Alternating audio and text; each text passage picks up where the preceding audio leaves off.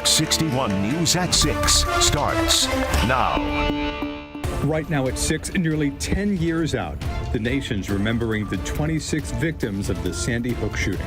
Congress needs to do its job. The calls to action tonight from lawmakers and activists. Plus, a Connecticut mother brutally murdered. Her story sparking conversation about tougher domestic violence laws as cases rise in Connecticut. We've been finding the common trends of mental health issues, addiction, and substance abuse. Tonight, where police stand in the investigation. Plus, calls for accountability tonight.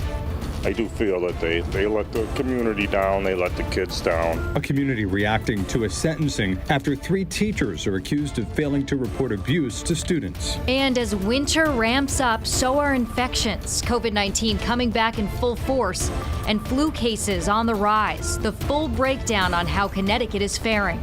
And the biting cold also pinching wallets as energy costs are on the rise. We have some simple money-saving tips for you to follow in your homes. The Fox 61 News at 6 starts right now.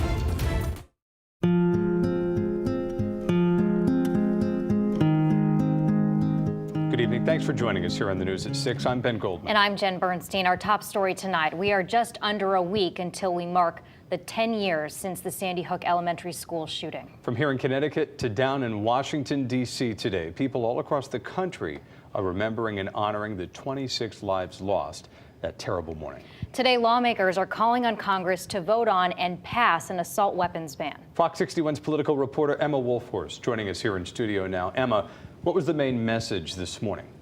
Ben, Jen, a lot of emotions at the press conference today in D.C. Multiple survivors and families of shooting victims came up to the podium one by one, introducing themselves and their loved ones and saying, "Pass the ban." That statement definitely the main message at this event, but the reality of actually passing an assault weapons ban is unlikely. We're here today to ask the Senate to do more. Specifically, we would like the Senate to schedule a vote to pass the assault weapons ban.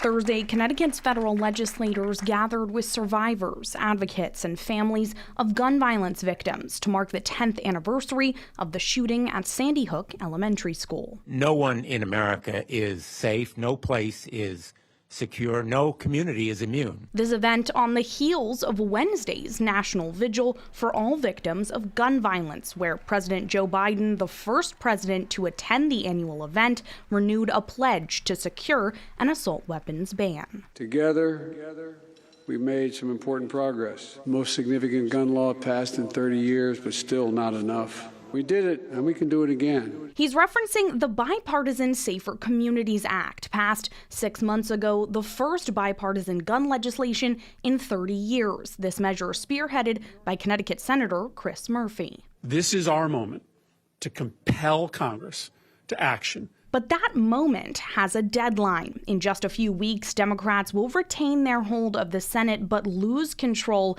of the House to Republicans, and chances of passing this ban before the new year are slim.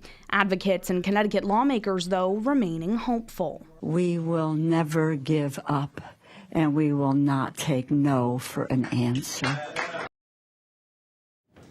And both Senators Murphy and Blumenthal have said in the past few weeks an assault weapons ban lacks the necessary votes to pass in the Senate. But gun legislation still a top priority for both of them at 6:30. I'll have more on what pushback Blumenthal says they might face in the new Congress. Ben?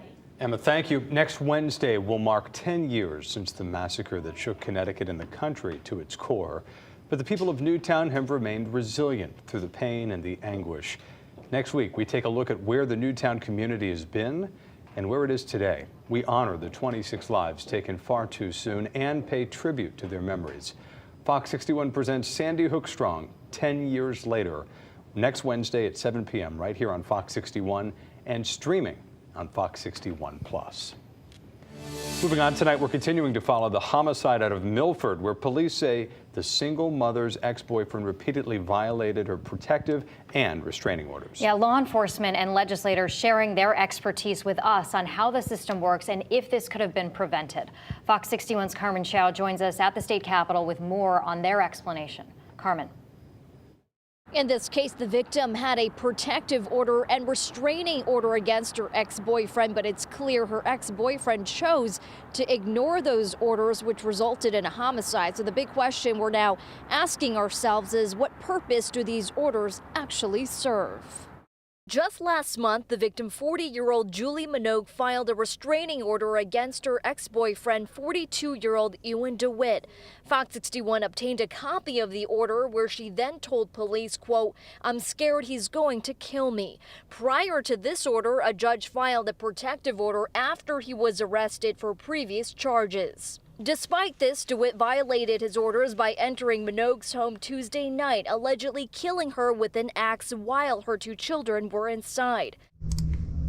Dan Cargill, a former state police trooper now working with the Connecticut Coalition Against Domestic Violence, saying the judicial system just expects the defendants to follow these orders.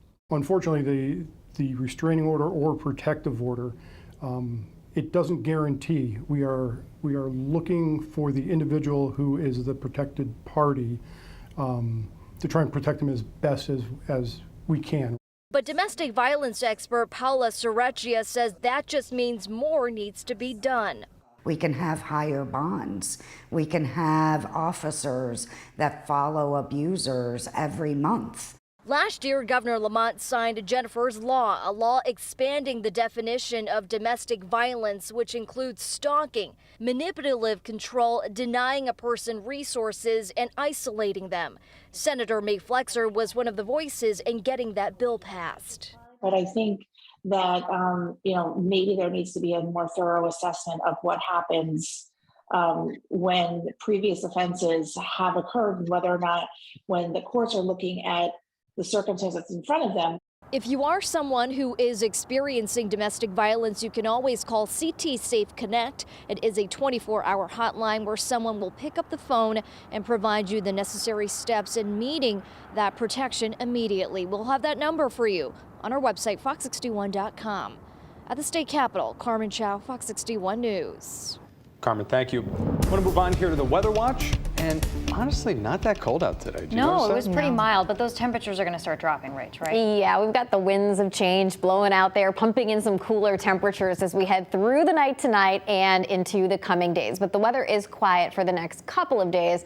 That does change for late this weekend, though. Gusts up to 18 miles per hour in Chester. Temperatures right now are in the low to mid 40s inland, mid to upper 40s at the Connecticut shoreline. And we did hit a high of around 50 degrees for many areas today. We've got some clouds that are just kind of skirting southern Connecticut, but we're going to kind of push those out of here as we head through the evening tonight, and that will kind of keep the rain that you see to the south away from Connecticut, too. Temperatures tonight by 9 o'clock close to the 40-degree mark, and as we head towards daybreak, we'll see temperatures drop into the 20s to right around 30 degrees. Heading through the day tomorrow, it's a colder start to the day. So this morning we started right out of the gate with temperatures in the mid 40s. So you're going to notice a difference tomorrow morning, maybe reaching for that heavier jacket again with temperatures beginning closer to 30.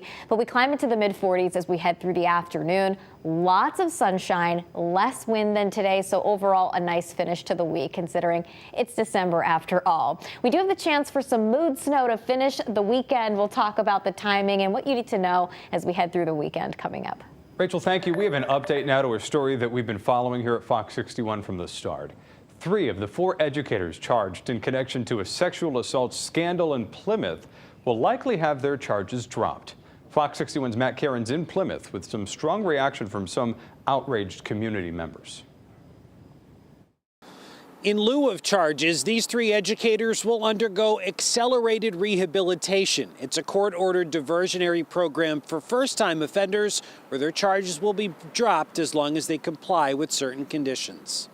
3 of the 4 educators charged in connection to a sexual assault scandal involving former teacher James Eschert at the Plymouth Center School will have their charges dropped. They should be thrown in jail. And I think they failed horribly. In addition to having their charges dropped, still no decisions have been made on the future employment of the 2 teachers who remain on paid leave. The superintendent telling Fox 61 these are pending personnel matters that cannot be commented on. It's time to let them go. Let's break over and get it over with and start fresh. Additionally, the State Department of Education still hasn't made their decision whether to revoke their teaching certifications, saying only that if they, quote, engage in conduct that warrants, the department will take appropriate action. I simply can't understand that my taxes are misspent. Former Principal Sherry Turner and teachers Rebecca Holleran and Melissa Morelli are all accused of failing to report Eschert's alleged sexual abuse of students, which they either observed or were made aware of by students and parents, both in writing and in person. I think we're setting a horrible example for our kids. If basically this can happen and it gets swept under the rug, or you get a slap on the wrist. I mean, I'm raising my daughter. If she sees something, say something. The 4th educator, Crystal Collins, still has not been arraigned. Former teacher James Eschert remains charged with 2 counts of sexual assault. He has pled not guilty. Reporting in Plymouth, Matt Caron, Fox 61 News. Matt, thank you. Well, steps continue to be taken to protect Connecticut residents from the potentially harmful chemical PFAS. A public meeting was held today to talk about the PFAS action plan, which was implemented 3 years ago. The task force was charged with developing an action plan, including a comprehensive strategy to minimize environmental exposure to PFAS for Connecticut residents, minimize future releases of PFAS to the environment, and identify, assess, and clean up historic releases of PFAS to the environment. Governor Ned Lamont said progress is happening, but, quote, we still have a long way to go. I want to take a look back here at Connecticut's fight against COVID-19. The daily positivity rate continues to stay above 9%. It now stands at 9.84%. Hospitalizations are up by 54. Sadly, 16 more people have died due to COVID-19. Meanwhile, the flu is taking hold here in Connecticut as well. So far this week, nearly 3,000 cases have been reported. 13 of those cases put patients in the hospital, and 1 person has died because of the flu. And because of this recent spike in cases, the Connecticut Department of Public Health is urging everyone to get vaccinated before the holidays. They say that it takes about 2 weeks before the vaccines are effective, meaning that now is the last window to get them to ensure a happy and healthy holiday season. They're warning specifically for people over the age of 65 how important getting a flu vaccine and a COVID-19 booster is as that weather gets colder. Still more to come here on the